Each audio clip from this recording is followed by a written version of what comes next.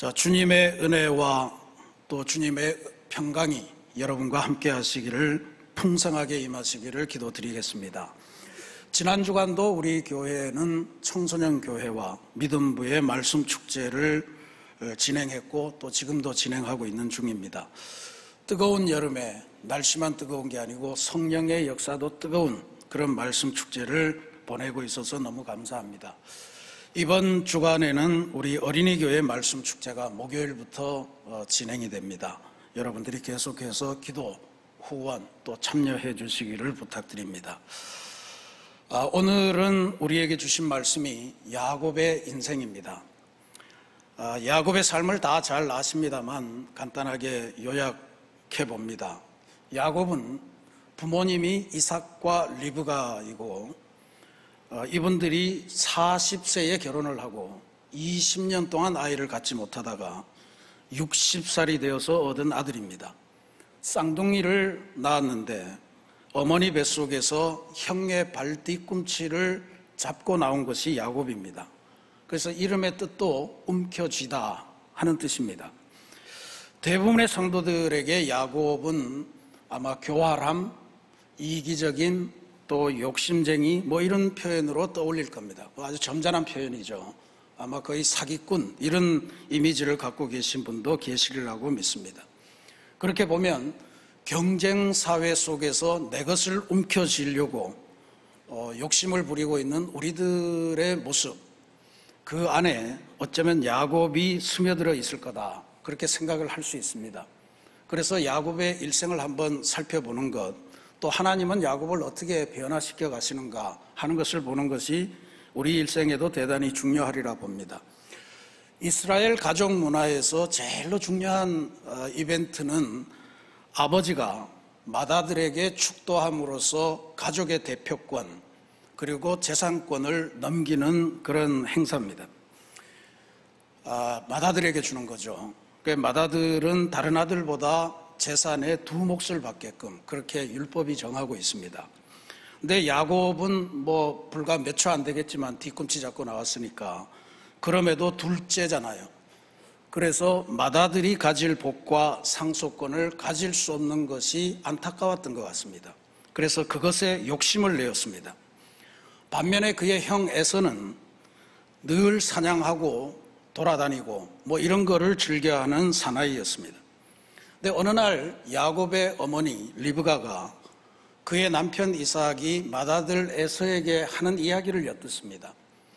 이야기인 즉슨 네가 사냥감으로 별미를 만들어 오면 내가 너에게 이제 장자 상속권을 주는 축복식을 거행하겠다, 이런 이야기였습니다. 야곱을 편애하던 어머니 또 형의 축복권을 탐내던 야곱, 이 둘의 이해관계가 맞아떨어집니다. 그래서 어머니는 남편 이삭을, 눈먼 이삭을 속여서 맏아들의 복을 가로채는 계획을 세우고 실행합니다. 야곱에게 염소를 잡아서 음식을 만들어서 아버지에게 갖다 드려라.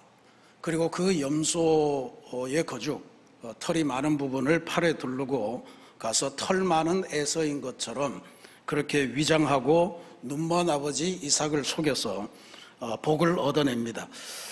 에서가 이 사실을 알고 굉장히 분노했겠죠.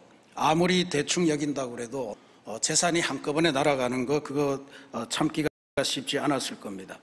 아버지께서 살아계시니 지금은 어쩔 수 없지만 아버지만 돌아가시면 내가 곧 동생 야곱을 직접 죽이겠다, 그렇게 별렀습니다. 어머니로서는 야곱을 구할 수밖에 없었죠. 그래서 이삭을 설득해서 이 동네에 있으면 이방 가나안 사람들하고 결혼하게 되니까 외삼촌 집에 가서 그쪽 동네에 있는 집안의 여자와 결혼을 하도록 야곱을 멀리 하란 땅으로, 밧단 아람으로 보내자.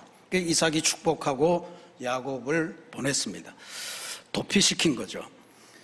야곱이 어쩔 수 없이 하란에 있는 외삼촌 라반의 집으로 도망합니다. 야곱이 살던 곳은 브엘세바라는 곳이에요. 팔레스타인의 맨 남단입니다. 그리고 도망가는 밧단 아람, 하란은 지금의 터키에 그러니까 팔레스타인도 지나서 시리아도 지나서 뭐 이렇게 쭉 지나서 그 위에 있는 그 땅이에요. 지금 직선거리를 성서지도를 통해서 해봤더니 800km가 됩니다. 서울, 부산에 2배를 올라가는 거죠. 아마 한라에서 백두까지 그 정도 거리가 되는 것 같습니다. 그런데 문제는 거리만이 문제가 아니고 당시 사회 풍습으로 공동체를 벗어나서 누군가 혼자 돌아다닌다 라고 하는 것은 기본적으로 사람이 혼자 다니기 때문에 광야의 짐승도 문제고, 또 이런저런 마을을 지나갈 때마다 그 사람들이 그를 죽일지도 모르는 그런 상황이었습니다. 결국은 이 여행은, 이 도망길은 죽음을 무릅쓴 여행이다, 그렇게 볼 수 있습니다. 야곱은 새로운 삶을 위해서 죽음의 공포가 드리운 이 여행을 해야만 되는 신세가 되었습니다. 그런데 궁금합니다. 야곱은 도대체 무슨 생각으로 그런 사기극을 벌였을까? 그가 에서와 산 세월이 있고 에서가 어떤 성정을 가졌는지 잘 알고 있고 사냥을 잘 하니까 무기를 잘 다루고, 그래서 이런 속임 당한 것 알면 금방 죽이려고 할 텐데 왜 그런 일을 벌였을까? 그러면서 궁금해졌습니다. 이게 도대체 지금까지 아무 그렇게 생각을 안 해봤는데 야곱이 그 일을 벌이고 도망칠 때 과연 몇 살이었을까? 저는 지금까지 아무 생각 없이 야곱이 마마보이로 자랐으니까 아마 10대 후반이나 20대 초반 정도 될 거라 그렇게 막연하게 그냥 생각을 했습니다. 근데 이번에 성경을 통해서 계산을 해보니 그게 아니더라고요. 계산해보면 이렇습니다. 야곱이 12아들이 있는데 그 중에 11번째 아들 요셉이 우여곡절을 거쳐서 애굽의 총리 대신이 되고, 그 다음에 흉년에 빠진 그 동네 전체가 다 흉년에 빠졌을 때 그 야곱의 자녀들 일가족을 전부 다 애굽 땅으로 이주시키지 않습니까? 그때가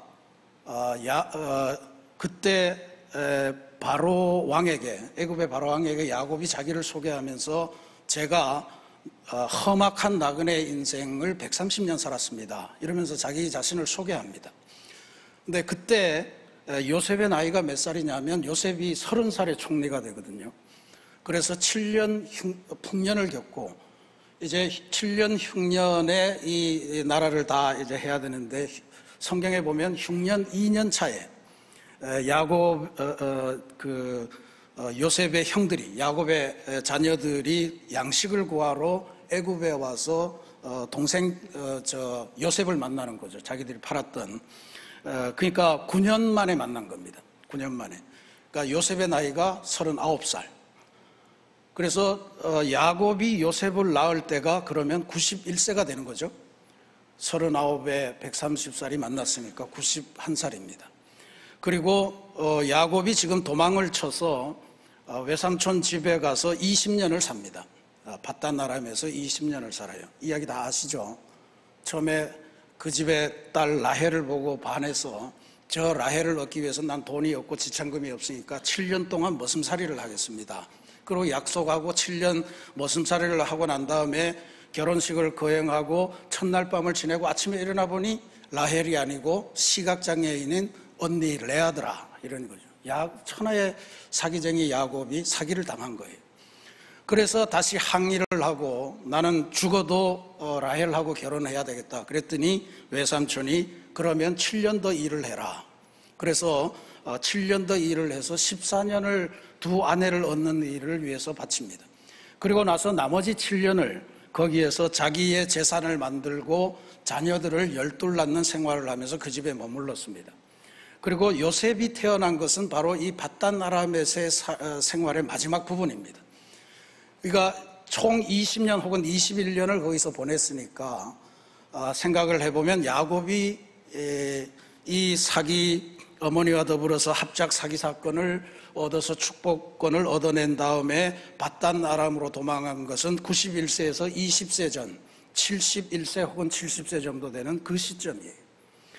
제가 이 계산을 왜 이렇게 오래 하느냐 하면 지금 이 사건은 어머니가 주도해서 그렇게 젊은 어린 아들을 꼬드겨서 일으킨 그런 사건이 아니고 이미 인생의 쓴맛 단맛을 다 알고 있는 에서와 야곱에 의해서 저질러진 일이다라고 하는 것을 말씀드리기 위함입니다.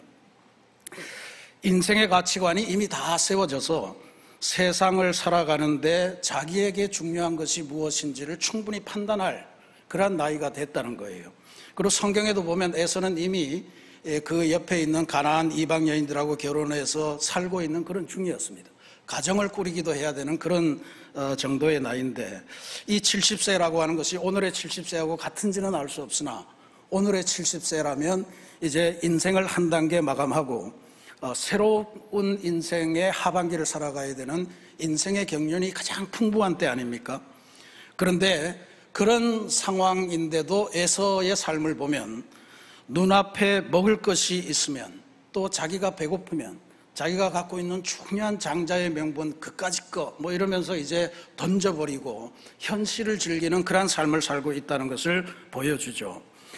그리고 이방 여인들과 어울려서 결혼하고 뭐 그러니까 가정의 가문의 전통 이런 것들은 전혀 상관없이 살아가는 사람이었습니다. 근데 야곱은 좀 달랐던 것 같아요. 그가 왜 70세가 될 때까지 결혼을 하지 않고 있었을까 하는 것을 가만 생각해 보면 바로 그런 정황이 있었던 거죠. 주변에 결혼할 친구라고 하는 것은 전부 다 가나안 땅의 이방 여인이니까 못하겠다 그러고 있었지 않았을까. 근데 그렇게 하면서 그는 자기 인생에 무엇이 가장 중요한가 생각을 하고 또 했을 것 같은데, 그가 내린 결론은 내가 저 형이 차지할 복을 차지해야 되겠다. 복이 최고다. 하나님의 복이 최고다. 이런 생각을 하고 일생일대의 모험을 하지 않았겠는가, 그런 상상을 해봅니다.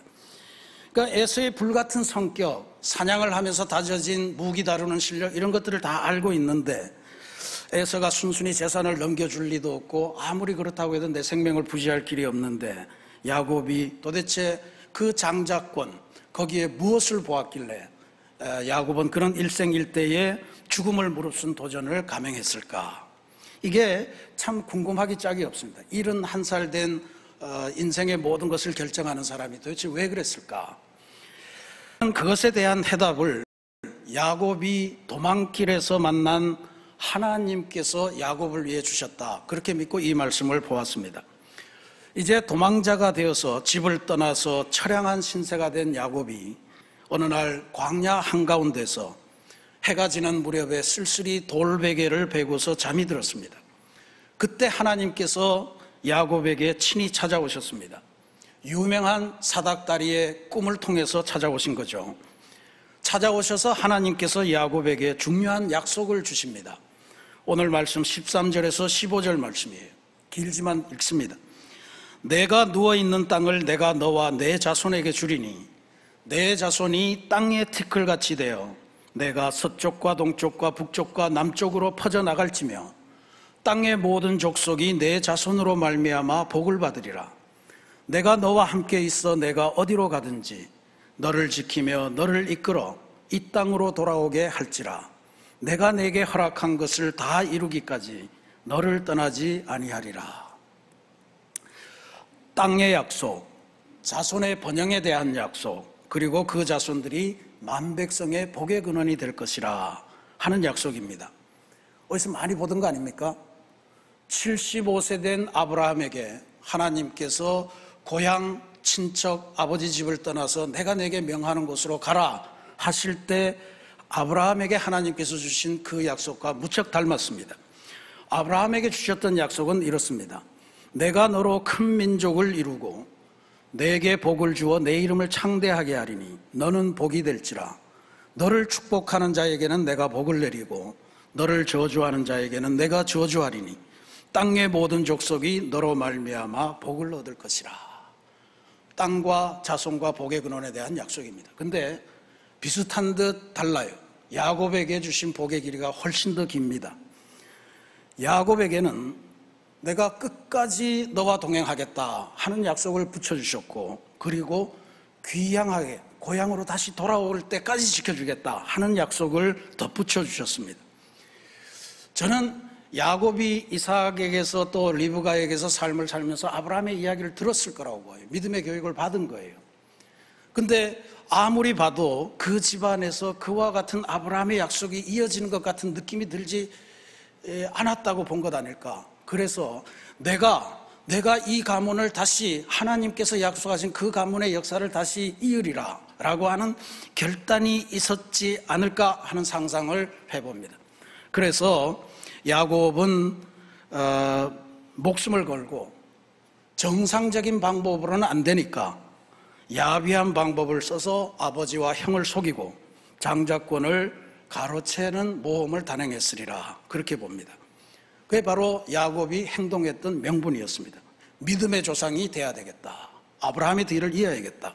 나로 말미암아 새로운 가문을 일으키리라. 그게 저는 야곱이 이 위험한 모험을 감행했던 이 원인이라 그렇게 믿습니다. 만약에 그게 진실이라면 오늘 우리는 바로 야곱의 이 꿈을 배워야 될 겁니다. 우리도 지금 다 따지고 보면 가문을 새롭게 일으켜야 될 지점에 다 있을지 몰라요. 연세가 70에 가까우신 분들도 계시고 혹은 은퇴해서 새로운 삶을 시작하시는 분들도 계실지 모르고 결혼을 앞두고 새로운 가정을 꾸려야 되는 사람들도 있을지 모르겠고요. 또 이제 자녀를 낳고 보니 이제 지금까지 살아서는 안 되겠다 뭐 이렇게 결심하는 분들도 계실 겁니다. 야곱이 길 떠나던 그때는 새롭게 가정을 꾸리고자 아내감을 얻으려고, 그리고 하나님께서 주신 그 복, 내가 이 가문을 아브라함의 뒤를 이어서 이어가야 되겠다고 하는 그러한 고백을 가지고 길 떠났던 것임을 우리가 먼저 기억할 필요가 있습니다. 그 야곱이 꿈에서 하나님을 만나고 나서 잠에서 깨어서 이제 고백합니다. 이런 고백이에요. 여호와께서 과연 여기 계시거늘 내가 알지 못하였도다. 그리고는 그곳을 하나님의 집이라는 뜻으로 베델이라는 이름을 지어서 부르고 베개로 삼았던 돌을 세워가지고 기둥으로 세워서 거기에다가 물을 붓고 이제 예배를 드렸다라고 하는 것을 볼 수 있습니다. 근데 재미난 거는요, 이 창세기 저자가 그랬으면 되는데 그곳 옛 지명은 루스드라 하는 거를 다시 갖다 붙여놨어요. 뭐 그걸 왜 갖다 붙일까? 그냥 야곱이 새로 명명했으면 되는데, 그래서 루스는 뭘까 하고 성경 사전을 찾아봤더니 재미납니다. 루스라는 이름의 뜻은 길을 잘못 들다 하는 뜻이에요. 길을 잘못 들다. 무슨 지명이 이렇습니까? 경고죠. 잘못 왔습니다, 이런 이야기입니다. 아마 짐승이 우글우글거려서 위험하거나 산적대가 많거나 또 아니면 여기는 지금 길이 너무 여러 갈래로 번져가니까 주의하시고 길을 선택해서 가라라고 하는 경고의 의미로 들을 수 있는 거예요. 어쨌든 길을 잘못 들었다라고 하는 이게 오늘 우리 인생길에 주시는 의미가 저는 작지 않다고 봅니다. 길을 잘못 든 것 같은 인생, 그런 야곱에게 하나님께서 나타나셔서 내가 너와 함께 하겠다며 하나님의 인재를 선언하시고 끝까지 동행하면서 새로운 역사를 베풀겠다. 땅, 자손, 그리고 복의 근원이 되게 하시겠다라고 하는 것을 전해준 거잖아요. 때로 우리도 인생을 살면서 이건 내가 진짜로 제대로 된 삶을 살았나 싶고 아차 후회하는 그런 경우가 많을 겁니다. 그래서 그것 때문에 이번 생은 글렀다 이렇게 판단하는 분들도 의외로 많아지는 것이 요즘 세상인 것 같아요. 근데 오늘 야곱 이야기를 보면 그렇더라도 실망할 필요가 없습니다. 아무리 잘못된 선택이라도 그곳에서 하나님을 만나고 하나님을 발견하고 하나님을 예배하면 그것은 다시 하나님의 집이 되고 그리고 하나님의 새로운 약속을 얻게 된다는 놀라운 진리를 우리가 발견하게 되기 때문에 그렇습니다. 인생에서 가장 힘든 지점을 걸어가시는 분들도 계시겠죠. 가장 힘든 순간을 살아가시는 분들도 많을 테고 공포가 삶을 짓누르는 그러한 순간을 지나가는 분들도 많을 겁니다. 도대체 어쩌다가 이렇게 됐을까? 어디서부터 잘못됐을까? 언제부터 잘못됐을까? 이런 것들을 곱씹으면서 후회하면서 잠을 못 이룰 때도 있을 겁니다. 그런데 지금 야곱의 이야기를 보면 그런 게 중요한 게 아닌 것 같아요. 길을 잘못 들어서 루스에 왔더라도 하나님을 만나고 하나님을 발견하고 하나님을 예배하는 역사가 있으면 그것이 새로운 출발점이 된다라고 하는 것을 우리들에게 보여주는 것입니다. 잘못 들어선 그곳에서 하나님을 예배하면 하나님께서 음성을 들려주시고 동행을 약속하시고 새로운 믿음의 여정, 새로운 복의 약속을 주신다는 놀라운 역사 아닙니까? 야곱이 17절 말씀에 보면 이런 감탄을 해요. 두렵도다 이곳이요. 이것은 다름 아닌 하나님의 집이요 이는 하늘의 문이로다. 하늘의 문이라고 하는 것을 세번역 성경은 하늘로 들어가는 문이다 이렇게 번역을 했어요. 잘못 들어선 줄 알았는데 그곳이 하늘로 들어서게 하나님이 인도하시는 문으로 되는 그런 역사를 지금 야곱이 우리에게 그 가능성을 보여주는 것이에요. 그래서 꿈에 본 사닥다리, 꿈에 본 하나님이 중요합니다. 그런데 이 꿈에 본 사닥다리와 관련해서 우리가 갖고 있는 성경은 다소 번역이 좀 이상해서 이 성경 말씀이 갖고 있는 비밀을 놓칠 가능성이 많습니다. 이걸 다시 한번 해석을 해야 됩니다. 12절 말씀에 꿈에 본즉 사닥다리가 땅 위에 서 있는데 그 꼭대기가 하늘에 닿았고 또 본즉 하나님의 사자들이 그 위에서 오르락내리락하고 또 본즉 여호와께서 그 위에 서서 이르시되. 그러니까 꿈에 사다리가 나타났는데 땅에서 하늘까지 이어졌는데 거기에서 하나님의 사자가 있고 또 하나님의 음성이 들리고 하나님이 그 위에 서 계시고 하나님을 만났다 이런 거예요. 근데 여기서 진짜로 우리가 오늘 주목해서 함께 보아야 될 단어는 하늘에 닿았고, 사다리가 하늘에 닿았고 라고 할 때 그 닿았다 라고 하는 단어입니다.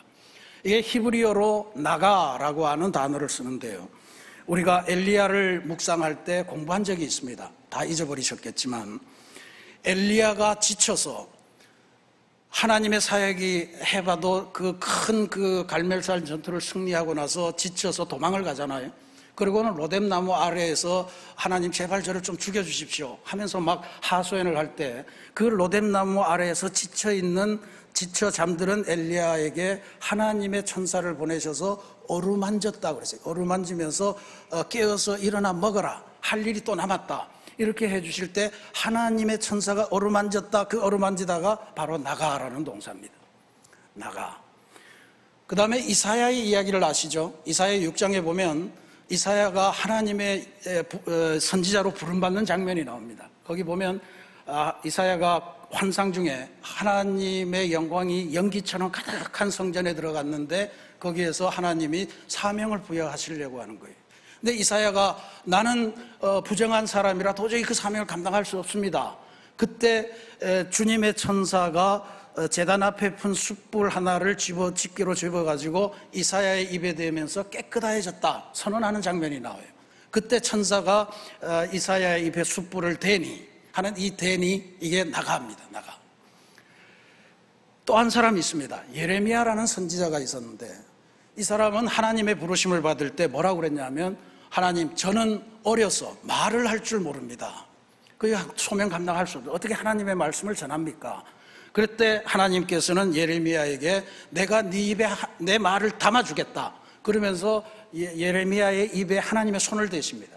그때도 하나님의 손을 대는 그게 나가입니다. 그러니까 이 나가라는 동사는 뭐 닿다, 접하다 뭐 이런 뜻이 있지만 하나님이 주어로 나오면 하나님이 무언가에 손을 대서 변화시키다라고 하는 뜻을 가진 거예요. 그러니까 지금 우리 성경에 보면 사다리가 땅에서 서 있는데 그 꼭대기가 하늘에 닿았고, 그러니까 막 사다리가 땅에서부터 하늘로 척척척척 올라간 것 같은 그런 상상을 하기도 하는 그런 말씀이에요. 근데 달라요. 이거는 하나님이 사다리를 붙들고 계시고 하나님이 사다리를 손에 대시고 그 사다리를 위에서부터 야곱이 잠들어 있는 그곳까지 닿게 하셨다라고 하는 것을 의미하는 말씀이에요. 하나님이 붙들고 계신 사닥다리예요. 사닥다리가 올라가서 하나님에게 닿은 게 아니라고요. 그래서 하나님께서 외지에서 잠든 그 야곱의 그 신세를 보면서 하늘로부터 사닥다리를 잡으시고 그거를 야곱이 잠든 그 삶 현장까지 내려주시고 그 위에 하나님의 천사가 오르락내리락 하면서 야곱의 기도를 하나님이 받으시고 하나님의 음성을 야곱에게 들려주는 그 메신저 역할을 하도록 하셨고, 심지어 마지막에는 하나님이 직접 나서서 야곱에게 하늘 음성을 들려주시는 것이 바로 이 꿈속에 본 야곱의 사닥다리의 핵심적인 이야기입니다. 하나님이 붙드시고 계시는 그러한 사닥다리다. 여러분, 그러니까 다시 한번 여러분에게 여쭙습니다. 혹시 길 잘못 들어서 내 인생 망쳤다, 이번 생은 글렀다 라고 생각하시는 분 안 계십니까? 그렇다면 지금 이 순간 하나님께서 하늘에서 붙드시고 우리의 삶의 현장으로 내려주시는 사닥다리를 만나시기를 바랍니다. 지금 길 잘못 들었다고 후회하는 대신에 지금 내가 이 자리에서 하나님을 예배하고 하나님을 발견하고 이제는 강력한 하나님의 사람이 되어서 새로운 인생, 새로운 가문을 살아가겠습니다. 하나님 앞에 서약하고 새로운 길을 떠나시기를 바랍니다. 오늘 지금 성경학교 진행하고 있는 우리 교회 믿음부라는 데가 있어요. 발달 장애를 가진 친구들의 모임입니다. 그 믿음부 예배에 가면 늘 예배 전에 또 설교 전에 찬송을 합니다. 목이 터져라고 합니다. 우리가 부르는 찬송하고는 비교도 안 돼요. 거기 가면 전부 다 은혜를 받습니다. 근데 어떤 찬송을 하냐 하면 제목이 나는 예배자입니다 하는 찬송이에요. 가사가 참 좋습니다. 이런 가사입니다. 나는 하나님을 예배하는 예배자입니다. 내가 서 있는 곳 어디서나 하나님을 예배합니다. 내가 서 있는 곳 어디서나 하나님을 예배합니다. 그리고 이곳에서 바로 이 시간 하나님을 예배합니다. 여러분, 어떤 길을 걸어왔는가 너무 이제는 연연하지 마십시다. 지금 내가 서 있는 곳, 그것이 설령 루스, 길을 잘못 들고 인생이 망치고 또 어떻게 선택을 잘못해서 지금 온 그곳이라도 이곳에서 하나님을 예배하고 이곳에서 하나님의 음성을 듣고 하나님이 주시는 새로운 약속을 받고 새 길을 걸어가시면 될 것 아니겠습니까? 그런 은혜를 누리시기를 바랍니다. 사랑하는 우리 새신교회 성도 여러분, 우리가 살아가는 인생길 아마 야곱의 도망길과 굉장히 유사할 것 같습니다. 불안하고요, 뭔 일이 생길지 몰라서 또 왜 내가 그런 일을 했을까 후회와 괴로움이 가득한 길일 수도 있고요, 무엇이 나타날지 몰라서 무서울 수도 있는 길입니다. 그런데 야곱은 이 베델에서 하나님께서 붙들고 계신 그 사닥다리를 만나면서 그는 무사히 바다나람으로 갑니다. 근데 야곱의 기도 그 다음에 보시면요, 하나님의 약속과는 비교도 할 수 없이, 아니 이렇게 어마어마한 약속을 주셨는데 기도라고 하는 게 하나님에게 조건을 걸고 거래하는 것처럼 보이잖아요. 아직은 믿음이 형편없어요. 그래도 하나님은 야곱을 들어 쓰시는 거예요. 우리가 아무리 연약한 모습으로, 허물 많은 모습으로, 부족한 믿음으로 예배를 드린다고 해도 하나님은 우리의 예배를 기쁘게 받으시고 하나님의 약속을 우리에게 전달해 주신다. 그 사실을 믿으시기 바랍니다. 심지어 잘못 선택한 길조차도 하나님을 예배하면서부터 우리는 알지 못했던 하나님의 역사를, 새로운 역사를 감당하는 그러한 인생으로 변화되게 하시는 하나님의 은혜를 믿습니다. 그러니 여러분, 여러분이 예배드리는 이 예배당을 귀하게 여기시기 바라고요, 여러분의 삶의 현장도 귀하게 여기시기 바랍니다. 할 수 있는 한 여러분들 힘겹고 누가 날 도와줄 수도 없고 그럴 때마다 술집으로 가지 마세요. 아무런 능력이 없습니다.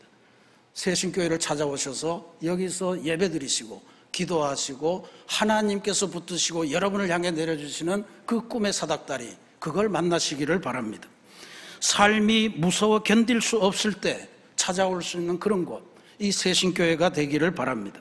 그러면 이 새신교회가 정말로 외지에서 아무런 의지할 곳 없을 때 하나님께서 주시는 약속과 이길 힘을 얻었던 그 베델이 되게 하실 줄로 믿습니다.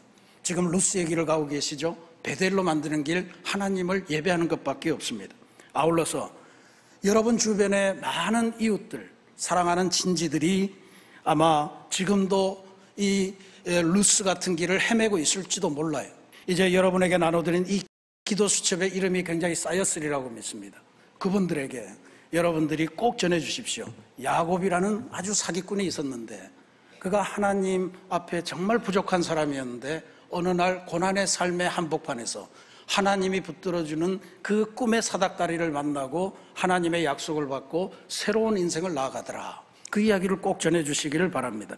그리고 그 꿈 이야기를 들려주시고 그들로 하여금 나와 함께 우리 새로운 인생을 한번 살아가보자, 새로운 가문을 만들어 가보자, 그렇게 결심하시고 전도하시고 초대하시고, 그래서 여러분 주변을 하나님 나라로 만들어가고 꿈의 사닥다리 이야기를 온 천하에 나누어드리면서 새 인생을 출발하시는 아름다운 역사가 나타나는 그러한 7월달 2023년 여름 되시기를 주님의 이름으로 축원합니다.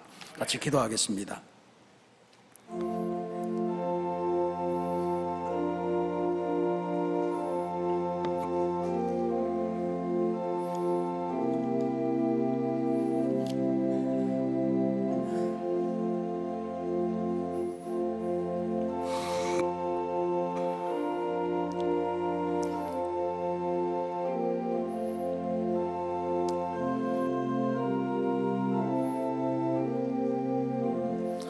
사랑의 하나님, 우리가 성인들이 다 되어서 이제는 내가 내 인생은 알아서 할 수 있는 판단력을 가졌다고 생각하지만 우리의 삶은 언제나 루스, 잘못된 길로 가기가 쉽습니다. 우리가 하나님을 믿고 신앙생활을 수십 년 하면서 이제는 내가 가는 길이 주님의 길일 거야 하고 살아가지만 그 길도 루스, 잘못된 길로 가기가 십상입니다. 그래서 잘못된 길에서 우리의 인생 되돌아보면서 언제부터 이렇게 됐을까? 어디서부터 이렇게 됐을까? 후회하고 자학하며 그렇게 인생을 허비하는 경우도 많습니다. 오늘 야곱의 이야기를 보니까 그럴 필요가 없음을 다시금 깨닫습니다. 우리가 서 있는 그곳에서 우리가 하나님을 예배하고 하나님을 만나고 하나님의 약속을 들으면 우리는 새로운 인생을 걸어가게 되는 줄로 다시금 배웁니다. 하나님, 꿈에 본 사닥다리 하나님께서 붙들고 계시고 그것을 우리 삶에 내려주시며 우리의 기도를 들어 응답하시고 우리의 마음을 위로하시는 그 사닥다리만 있다면 우리는 새 인생을 살아가게 될 줄로 믿사오니 그 길 걸어가는 귀한 성도들 되게 인도하여 주옵소서. 하나님, 아울러 우리 주변에 수많은 사람들이 아직도 길을 잘못 들고 무엇을 해야 될지 모른 채 후회와 절망 가운데 살아가는 일들도 많습니다. 그들에게 야곱이 루스에서 만나고 그래서 나중에 베델이 되었던 그 꿈에 본 사닥다리 이야기를 잘 들려주고 그들을 하나님의 품으로 인도하며 천국으로 인도하는 귀한 그리스도의 삶을 살도록 인도하여 주옵소서. 예수님의 이름으로 감사기도 드립니다. 아멘.